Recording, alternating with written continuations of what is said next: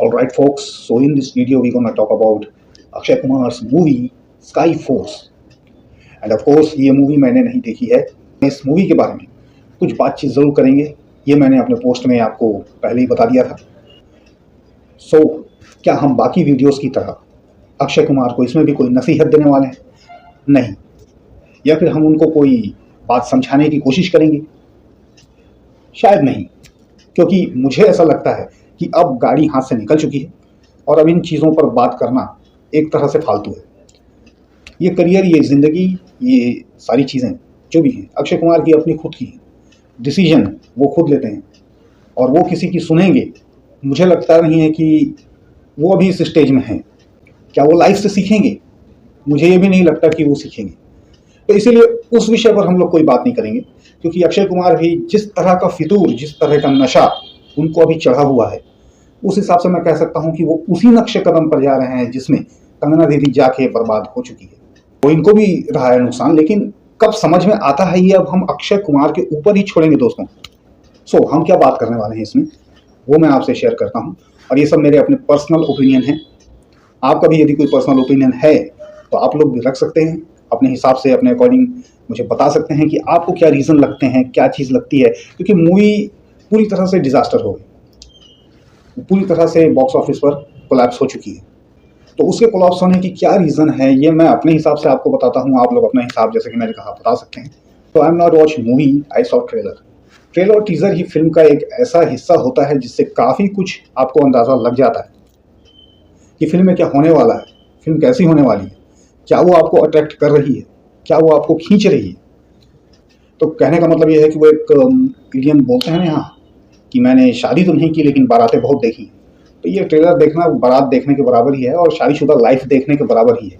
तो एक तरह से ये अंदाज़ा आप लोग भी लगा सकते हैं, और पब्लिक लगा भी रही है। इसीलिए फिल्में आजकल बहुत सोच के पब्लिक भी जाती है, विच इज़ गुड, क्योंकि आप अपना टाइम और पैसा ऐसे फिल्मों पर वेस्ट नहीं कर सकते जिसको कि आपने, या ये कहना चाहिए जिससे आपको कोई उम्मीद नहीं हो।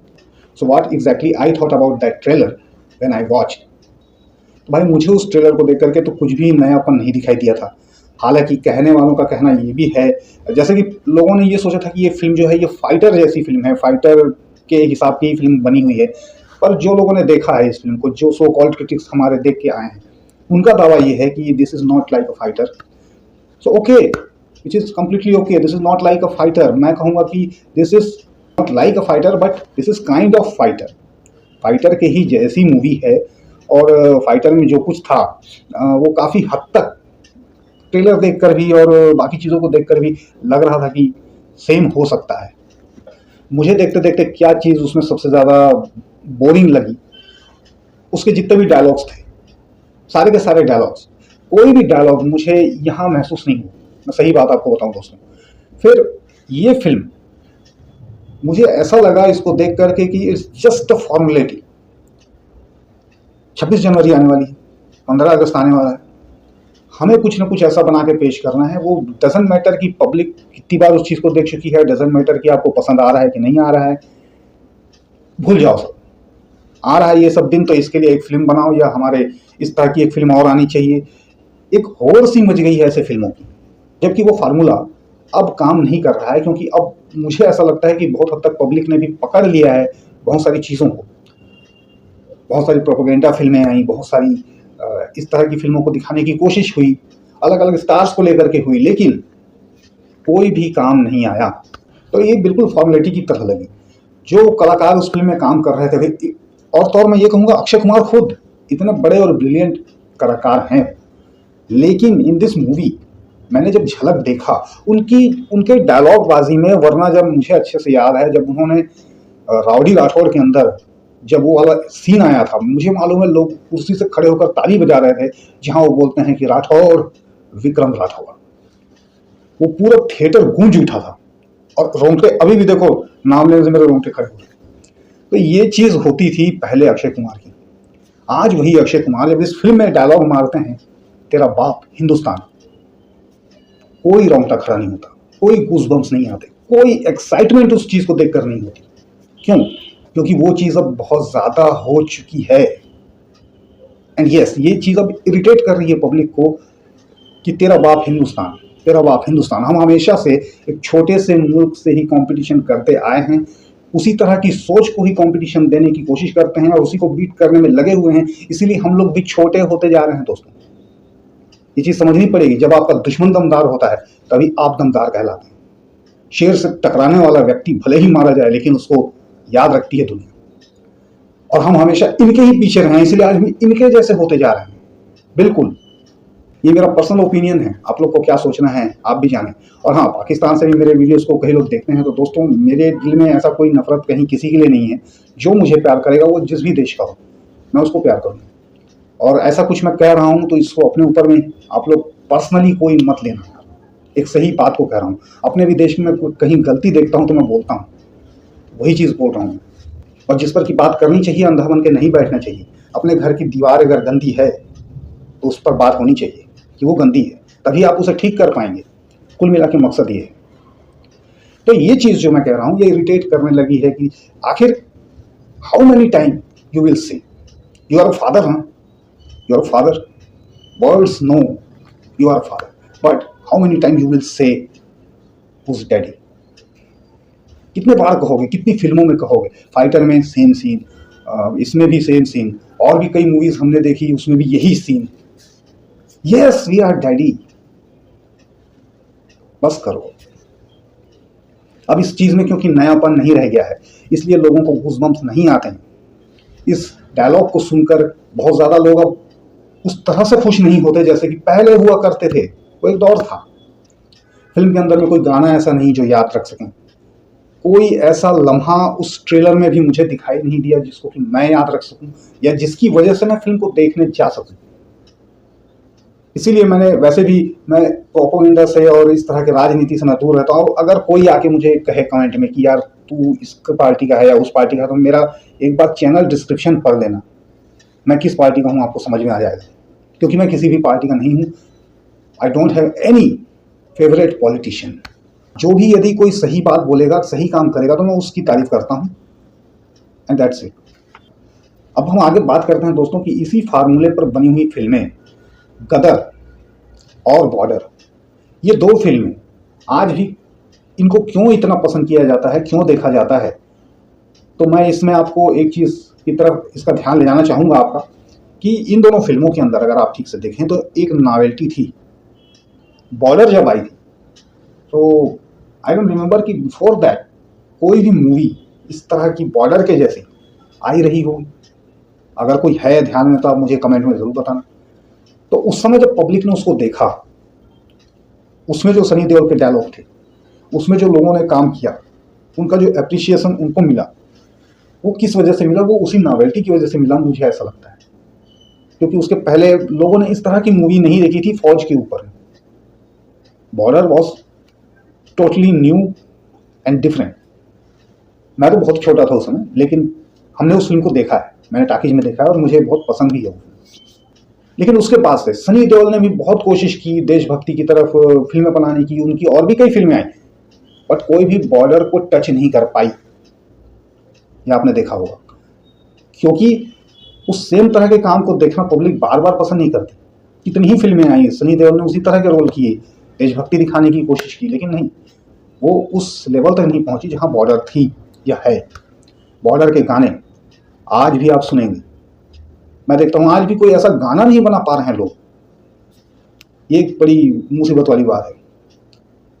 आज भी 26 जनवरी 15 अगस्त के दिन वही दो गाने गिन चुन के मुझे सुनाई देते हैं, एक तो सुनो गौर से दुनिया वालों और एक AR रहमान का ओ माँ तुझे सलाम।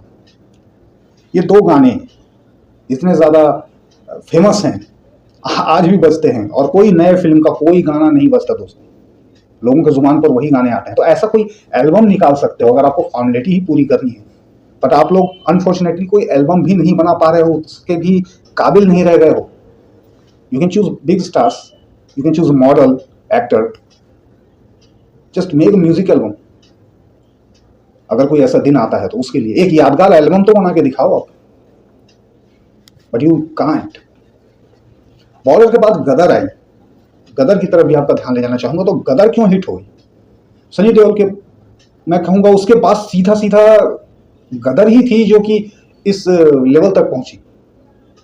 और सारे रिकॉर्ड उसने तोड़े। मुझे अच्छी तरह से याद है, लोग उस समय लगान के साथ उसको काफ़ी उसका टक्कर हो रहा था, लेकिन गदर ज़्यादा चली थी, लगान कम चली थी, लोग ज़्यादा प्रेफर गदर को कर रहे थे।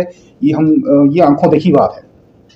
खुद मैं गदर गया था 3-4 बार, और वो लोगों का जोश देखने के लिए। मैं जब पहले बार गया था तो उस समय तो सनी देओल के चिल्लाने के में ऐसे लोगों ने कुर्सियां तोड़ दी थी लात मार के सामने, इतना जोश आ गया था उनको। तो ये सब चीजें गदर में क्यों हुई? क्योंकि गदर वॉज ऑल्सो न्यू। इसके पहले आपने कभी नहीं देखा होगा ऐसा कोई film. And Tara Singh wasn't any फौजी, वो कोई आर्मी का जवान नहीं था, वो एक मामूली सा ट्रक ड्राइवर था।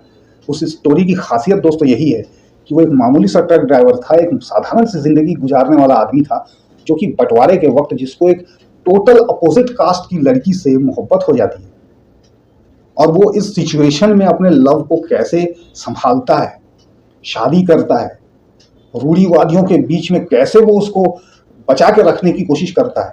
उसकी जो जद्दोजहद थी तारा सिंह की, वो देश के लिए नहीं था, वो अपने मोहब्बत को बचाने के लिए था। बाद में धीरे से देश उसमें शामिल होता है, फिल्म आगे बढ़ती है, फिर उस आम इंसान को पाकिस्तान जाना पड़ता है, और वहां से वो अपनी बीवी को, बच्चे को कैसे लेकर के आता है, कैसे वो उन लोगों को कन्विंस करेगा, ये सब जो था पब्लिक को बांधे हुए था, उनको कुर्सी से हिलने नहीं दिया। So that was completely new plot at that time. ये सब रीजन थे इन फिल्मों के चलने के। और अब हम लोग जो है जैसा है घिसा पिटा फॉर्मेलिटी के लिए फिल्म बना रहे हैं। अक्षय कुमार, कंगना रनावत और ऐसे बहुत सारे एक्टर अब अपने करियर को दांव पर लगा रहे हैं, बर्बाद कर रहे हैं।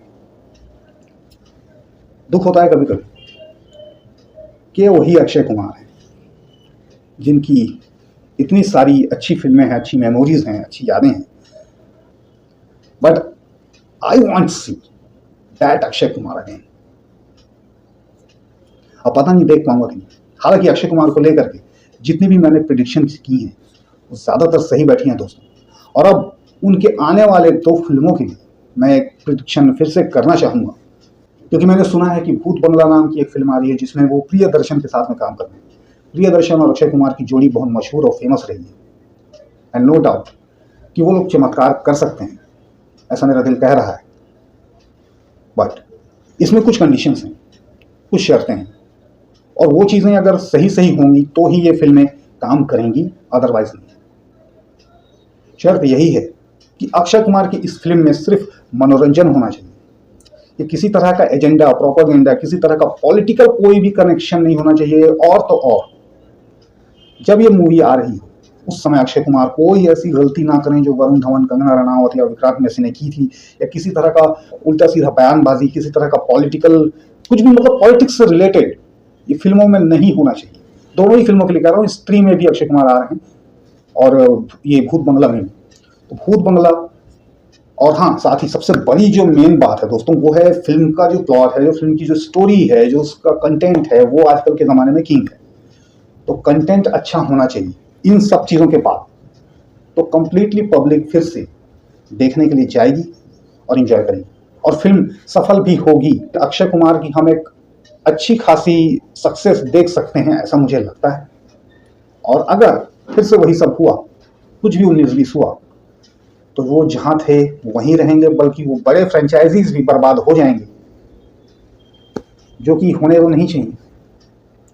वह अक्षय कुमार अच्छे काम करें और सफलता फिर से देखें, मैं ऐसी दुआ करता हूँ।